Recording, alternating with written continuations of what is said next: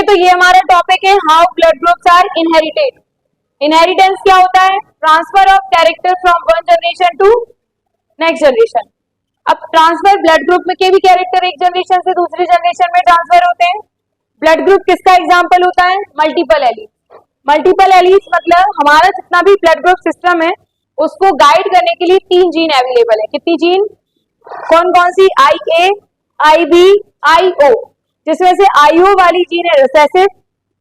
A और B gene किसका example है? कोडोमिनेंस। कौन सा डोमिनेंस? को मतलब होता है जब भी ये दोनों साथ में आएंगे अपना अपना दोनों का इफेक्ट शो करेंगे, कोडोमिनेंस। सबसे पहले ब्लड ग्रुप सिस्टम कितने प्रकार के होते हैं? 4, A, B, AB, O। हमारे जो भी ब्लड ग्रुप का एग्जांपल है वो किसका है? कोडोमिनेंस। हमारा ब्लड ग्रुप है अगर A, क्या है? तो जीनोटाइप 2 प्रकार के हो सकते हैं, या तो दोनों जीन A की हो या एक O की और एक A की। अगर किसी का ब्लड ग्रुप B है तो उसमें दोनों या तो B की जीन होंगी या तो एक रिसेसिव कैरेक्टर होगा जो होगा O। AB वाली जीन होगी तो उसमें तो दोनों AB होंगे, O वाली जीन होगी तो उसमें दोनों O होंगे। तो ये हमारे क्या हो गए? जीनोटाइप। फिनोटाइप कितने? 4। जीनोटाइप कितने? 6। तो इसलिए हमने यहाँ लिखा है फिनोटाइप होते हैं 4 टाइप्स के ब्लड ग्रुप में और जीनोटाइप कितने होते हैं? 6। RH फैक्टर की वजह से आता है पॉजिटिव और नेगेटिव। अगर किसी के अंदर RH पॉजिटिव मतलब कैरेक्टर है तो वो ब्लड ग्रुप होगा positive, either it is A, B, AB और O। अगर नहीं है तो नेगेटिव। किससे आता है ये कैरेक्टर? रीजस मंकी से। अगर वो प्रेजेंट है तो पॉजिटिव, नहीं है प्रेजेंट तो negative. Most of the population of India और वर्ल्ड की अगर हम बात करें तो कैसी होती है? पॉजिटिव। इसके बाद यूनिवर्सल डोनर कौन सा होता है? O negative. वैसे O पॉजिटिव भी सबको दे सकता है लेकिन मैक्सिमम क्वांटिटी मतलब बात करा जाए जिसका ब्लड किसी भी तरीके से साइड इफेक्ट नहीं करेगा दैट इज O नेगेटिव। और सबसे ले कौन सकता है? AB positive. ये सबसे ले सकता है। किससे? A से भी, B से भी, AB से तो ले ही सकता है और O से। और O नेगेटिव सिर्फ किससे ले सकता है? O नेगेटिव से, और किसी से नहीं ले सकता, लेकिन दे सबको सकता है, इसलिए इसे यूनिवर्सल डोनर और इसे यूनिवर्सल रेसिपिएंट। एक जीन के अंदर एक थोड़ा सा एबनॉर्मेलिटीज ये देखी जाती है, जब मेल कैसे हो? पॉजिटिव, फीमेल कैसी हो? नेगेटिव, और उनका जो किड है वो कैसा है? पॉजिटिव। तो फर्स्ट किड के चांस बनते हैं सर्वाइव करने के, लेकिन अगर सेकंड किड है तो उसमें क्या हो जाती है? Erythroblastosis fetalis. यानी कि क्या होता है? अगर स्पर्म में पॉजिटिव, ओवम में नेगेटिव और बच्चे के अंदर किसका कैरेक्टर आया? फादर का। और मदर का ब्लड कैसा है? क्योंकि प्लेसेंटा से कनेक्ट है बच्चा, तो उसके अंदर कौन सा ब्लड है?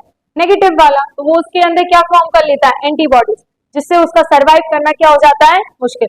लेकिन आजकल तो इसका भी मतलब ट्रीटमेंट होने लगा। पहले एक इंजेक्शन दे देते हैं जिससे ये प्रोसेस ना हो, लेकिन पता तो चले कि ये प्रोसेस हो रही है। तो पहले के टाइम में नहीं पता चलता था, लेकिन आजकल इसका भी सॉल्यूशन है। फिर एक क्वेश्चन है आपका, क्या है क्वेश्चन? अगर एक मैन मैरी कर रहा है किससे? O पॉजिटिव, O से, मतलब वुमेन कैसी है? O ब्लड ग्रुप की, मैन कैसा है? A ब्लड ग्रुप का। तो उनके जो भी चाइल्ड होगा वो कौन से ब्लड ग्रुप होगा? तो कैसे पता चलेगा? अगर किसी मैन का ब्लड ग्रुप कितना है? A, और वुमेन का कितना है? O। बताओ A को गाइड करने वाले कितने जीनोटाइप होते हैं? 2। हमने दोनों लिख लिए। O ब्लड ग्रुप के लिए तो जीनोटाइप कितना होता है? A। हम एक एक करके क्रॉस करेंगे। पहले हम लेंगे ये वाला जीनोटाइप, क्या है ये? IA, IA cross with IO, IO। बताओ ये कितनी प्रकार की गैमेट्स बनाएगा? एक ही प्रकार की। IA, ये भी कितने प्रकार के बनाएगा? एक ही प्रकार के। फिर इनका क्या हो जाएगा? क्रॉस। क्रॉस होने के बाद सारे कैसे आएंगे?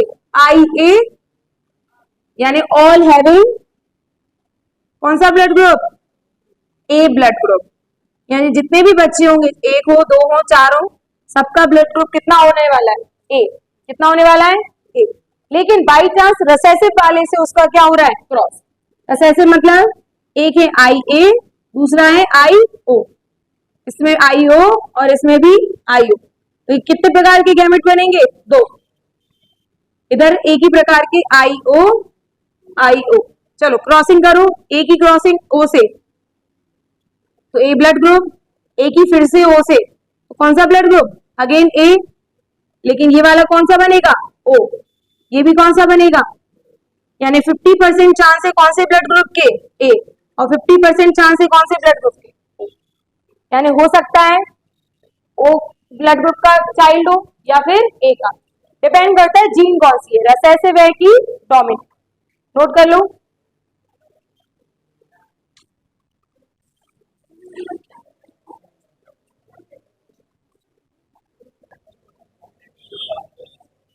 नेक्स्ट टॉपिक होने वाला है हमारा sex determination. The process by which sex of a person is determined is called sex determination. मतलब कोई लड़का होगा या लड़की होगी, डिपेंड करता है क्रोमोसोम्स पर, उससे उसका क्या डिसाइड होता है कि वो मेल है क्या फीमेल। जो भी जायगोट बन रहा है तो उसको हम क्या बोलते हैं, सेक्स डिटर्मिनेशन। और the chromosome which determine, the chromosomes which determine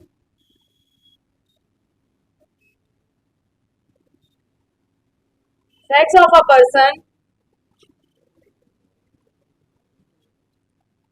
is called sex chromosome. और ये कौन सा पेयर होता है, 23 क्रोमोसोम होते हैं पेयर में। जो लास्ट वाला क्रोमोसोम होता है 23rd पेयर, वो किसकी तरह काम करता है, सेक्स क्रोमोसोम की तरह। 23rd pair of chromosome. कोई अगर फीमेल है उसके लिए 23rd पेयर कैसा होगा, XX। कोई अगर मेल है उसके लिए क्रोमोसोम क्या होगा, XY। ठीक है, तो ये हो गया कौन से क्रोमोसोम फीमेल को बताते हैं, कौन से मेल को। तो XX किसको बताता है, फीमेल को, और XY किसको बताता है, मेल को। अब जो चाइल्ड होगा, sex of a child depends on fertilisation. बच्चे का कौन सा होगा, मेल या फीमेल, वो डिपेंड करता है कि फर्टिलाइजेशन किस गैमेट का हुआ है। बातें नहीं पीछे, तो समझो यहाँ पे पहले इसका पूरा प्रोसीजर समझ लो, फिर देखना। फादर है, मदर, फादर का कैरेक्टर क्या है, XY, मदर के लिए XX। ठीक है, कितने प्रकार के गैमेट बनेंगे फादर से, 2 प्रकार के, एक X और एक Y। मदर सिर्फ एक ही प्रकार के बनाएगी, लाइक XX। ओके, ये बन गए इनके गैमेट। पता है ना गैमेट बनते हैं प्यूबर्टी के टाइम पर। अब इनका क्या होगा, फ्यूजन होगा। फ्यूजन हो सकता है ये फादर का X क्रोमोसोम और फीमेल का ये वाला X क्रोमोसोम, दोनों ने फ्यूज किया हो तो क्या बनेगा, XX। क्या बनेगा, ये वाला X इससे भी फ्यूज हो सकता है, तब भी क्या बनेगा, XX। ये वाला Y अगर इसके X से फ्यूज होता है तो क्या बनेगा, XY, और इसके साथ फ्यूज होगा तब भी। यानी आप देख पा रहे हो कि 50% चांस है क्या होने के, फीमेल होने के, और 50% चांस है क्या होने के, मेल। यानी ये कहलाएगा बेबी गर्ल और ये क्या कहलाएगा baby boy. Genotype ratio phenotype ratio कितना आया, 50-50, यानी 1:1 कह सकते हैं। तो इस तरीके से ये कोई नहीं कह सकता, यानी 50% chances of male child and 50% chances of, कोई पंडित नहीं बता सकता कहने का मतलब। ठीक है, नोट कर लो।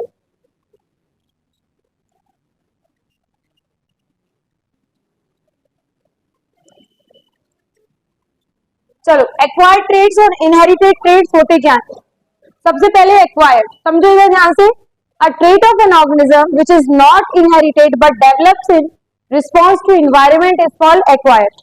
फॉर एग्जांपल, आपने कोई भी कैरेक्टर अपने अंदर चेंज किया है due to environment. For example, जैसे कि ये माउस है, साइंटिस्ट ने क्या किया, इसकी टेल काटते गए हर जनरेशन में, पैदा हुआ फिर टेल काट दी, फिर पैदा हुआ फिर टेल काट दी।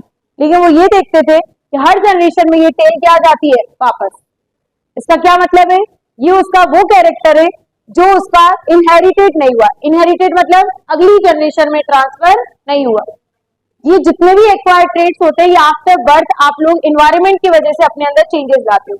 फॉर एग्जाम्पल, किसी ने अगर स्विमिंग करना सीखा है तो क्या वो उसका जो बच्चा होगा वो भी क्या स्विमिंग करता हुआ होगा, कि मतलब उसे ऑलरेडी स्विमिंग आती होगी, नहीं ना। कोई साइकिल चलाना सीखा है, उसे साइकिल चलाना आती है, तो क्या उसकी जो नेक्स्ट जनरेशन आएगी वो पूरी साइकिल चलाना सीख के आएगी? नहीं, ये सारे कैरेक्टर हमें बाद में फिर से क्या करने पड़ेंगे? सीखने पड़ेंगे। इन सारे ट्रेट्स को हम क्या बोलते हैं? एक्वायर्ड। क्या बोलते हैं? लेकिन हाँ, अगर वो चेंज हमारे जीन में हो जाए, किसमें हो जाए? क्योंकि वही कैरेक्टर आगे जाते हैं जो काय में होते हैं? जीन में। जीन मतलब डीएनए। हमेशा वही कैरेक्टर ट्रांसफर होगा नेक्स्ट जनरेशन में, जो किसमें होगा? आज हम लोग पहले कैसे थे? 4 पैरों पे चलने वाले, आज हम कैसे हो गए? 2 पैरों पे चलने वाले, और हमारा ब्रेन हाईएस्ट कैपेसिटी का है। क्यों? क्योंकि धीरे धीरे एनवायरनमेंट की वजह से हमारी चेंजेस किसमें हुए हैं? जीन में। और वही कैरेक्टर आगे बढ़े हैं, और जब ऐसे बढ़ते हैं तो इसी को हम बोलते हैं इवोल्यूशन। क्या बोलते हैं? इवोल्यूशन मतलब विकास। ठीक है, तो इनहेरिटेड ट्रेट्स क्या होते हैं? A trait of an organism which is caused by change in its gene और DNA is called inherited trait. Example दिया इन लोगों ने। पहले कौन से बीटल? बीटल मतलब खटमल टाइप के होते हैं, छोटे छोटे से कीड़े। पहले वो रेड कलर के थे। किस कलर के? उनने देखा हम ग्रीन लीव्स पे रेड कलर अलग ही समझ में आ जाएगा, तो कोई भी एनिमल आके उन्हें क्या कर जाता था? खा जाता था। उनने देखा ये तो हमारे लिए क्या हो रहा है? खतरनाक, क्योंकि इससे तो हमारी पूरी स्पीसीज क्या हो जाएगी? खत्म। तो उन्होंने अपने अंदर क्या किए? चेंजेस। किसको देखते हुए? एनवायरनमेंट को देखते हुए। लेकिन वो चेंजेस उनके कैसे हुए? जीन में हुए। किसमें हुए? तो ग्रीन बीटल में कन्वर्ट हो गए। वो किसमें कन्वर्ट हो गए? और आज कौन से बीटल है? ग्रीन है। क्यों हुए रेड से ग्रीन? क्योंकि इन्वायरमेंट ने उनकी चेंज करी कंडीशन, लेकिन सिर्फ ऊपर ऊपर से नहीं, उनके जीन में भी। और वही कैरेक्टर आगे ट्रांसफर हुआ, ये रिजल्ट हुआ उनकी स्पीसीज के इवोल्यूशन का। जैसे कोरोना वायरस के बारे में सुना ना, पहले आया मार के भगा दिया, फिर आया अलग जीन लेकर, यानी उसने भी अपने अंदर क्या किए? चेंजेस। क्यों किए? देखो, इन्वायरमेंट जितना खराब होगा आप अपने आप को उतना उसमें ढालोगे। बहुत सी पॉपुलेशन नाश भी हो चुकी थी। लाइक रेड बीटल बहुत से तो खा चुके थे ना एनिमल, कुछ ही थे जो किसमें कन्वर्ट हो गए? ग्रीन में। तब जाके वो क्या करें? सर्वाइव। जब डायनासोर्स थे हमारी अर्थ पर, तब किसी अदर जीव का नामो निशान भी नहीं होता था। इसका रीजन था डायनासोर इतने डोमिनेंट थे कि वो किसी को अपने साथ रहने ही नहीं देते थे। लेकिन जैसे ही डायनासोर क्या हो गए? एक्सटिंक्ट, तो क्या हुआ? नई इवोल्यूशन हुआ, नई स्पीसीज का। इस तरीके से यहाँ पे नई स्पीसीज जन्म लेती है, और इस प्रोसेस को क्या बोलते हैं? इवोल्यूशन। क्या बोलते हैं? ये भी था आपका इसी चैप्टर में पूरा टॉपिक है इवोल्यूशन, लेकिन वो अब रिमूव हो चुका है, इसलिए यहीं तक आपका ये चैप्टर है। तो अच्छे से लिख लो क्वेश्चन को। क्वेश्चन इससे ये आता है, what are acquired and inherited traits. तो आप ऐसे डेफिनेशन और एग्जाम्पल लिखोगे ना, तो आपका ग्रीन बीटल बचे क्यों रह पाए? क्योंकि लीफ का कलर भी ग्रीन था, इनका भी कलर ग्रीन, तो कोई एनिमल पहचान नहीं पाया। गिरगिट होता है ना, अपना रंग बदल लेता है। क्यों बदलता है? शिकारियों से बचने के लिए।